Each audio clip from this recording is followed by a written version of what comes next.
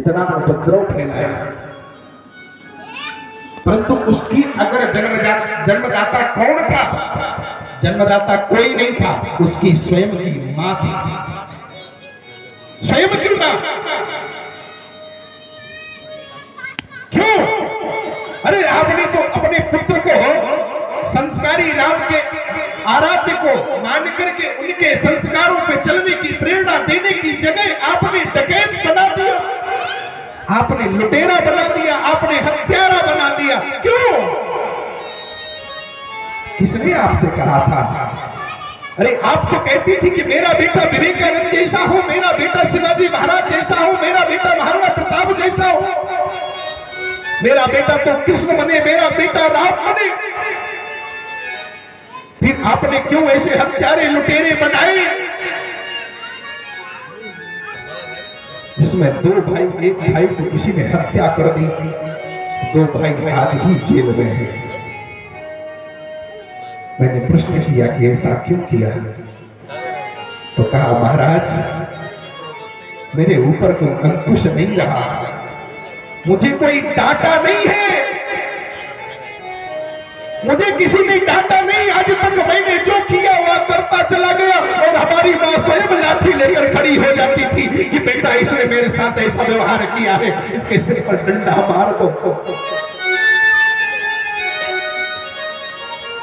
मार दो। जब भी मैं कुछ घर में लाता था तो मेरी मां तो उसको रख लेती थी। अपना दुखड़ा सुनाया, मुझे रोकर बोला महाराज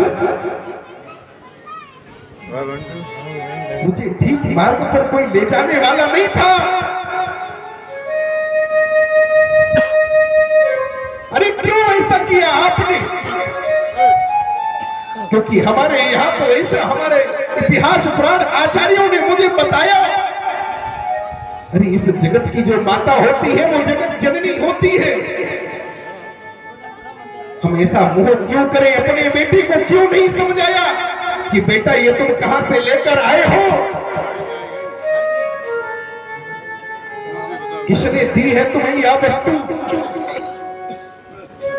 परंतु मैंने एक बार भी ऐसा नहीं पूछा। मैं सच्ची घटना सुना रहा हूं। कुछ दिवस पहले ही मैं कथा करके उस गांव में,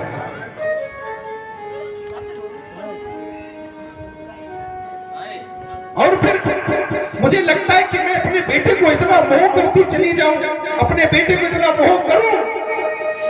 मैं यहां नहीं कहता कि आप मोह मत करिए, मैं ये नहीं कहता कि अपने बेटे को प्रेम मत करिए, परंतु उन प्रेम के आधार को देखते रहिए कि मेरा जो आधार है,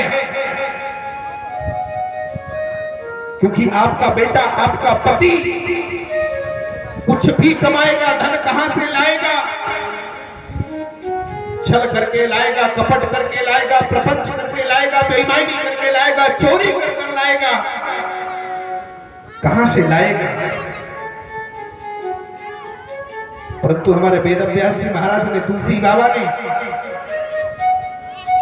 कभी ऐसा नहीं लिखा कि किसी पति के आगे लिखा हो कि यह धर्मपति कहा जाता है, कभी नहीं लिखा। और यदि लिखा है तो केवल और केवल धर्मपत्नी लिखा है। धर्मपत्नी क्यों लिखा?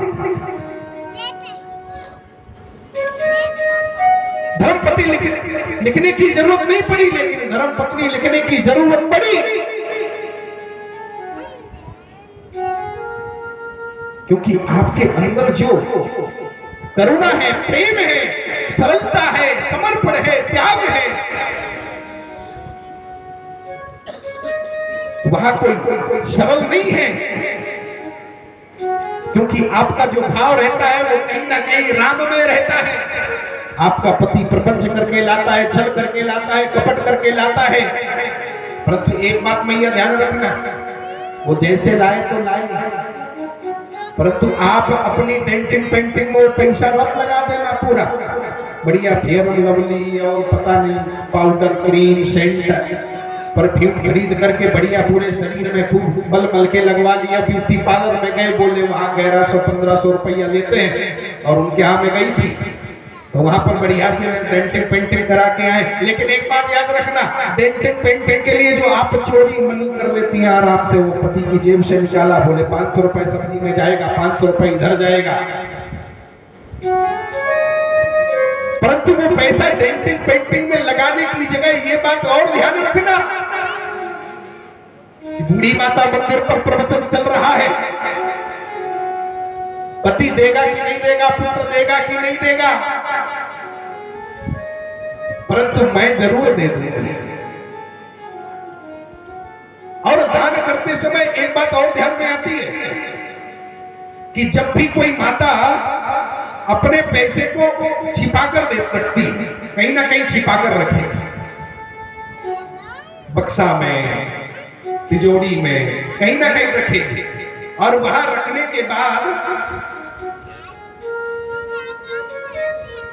उस पैसे को कहां पर देगी, कहीं ना कहीं दान धर्म पुण्य में जरूर देने का काम करती है,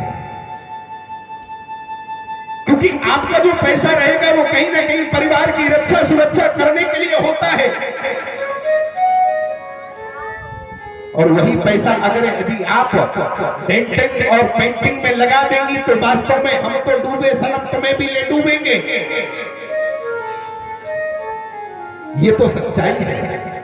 इसलिए हमारा पैसा हम देने जाएंगे कि नहीं देने जाएंगे, जो भी जिससे पैसा धन आता है, जहां से एकत्र करके हमारे घर का मुखिया लेकर आता है, परंतु हमारी माता, बहन, बेटी, पुत्र कभी नहीं कहता, कभी नहीं कहता कि आप कैसे धन लाते हो।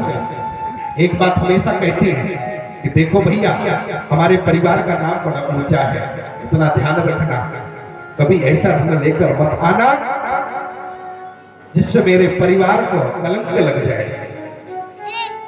जरूर अपने पति से कहती है, जरूर अपने बेटे से कहती है,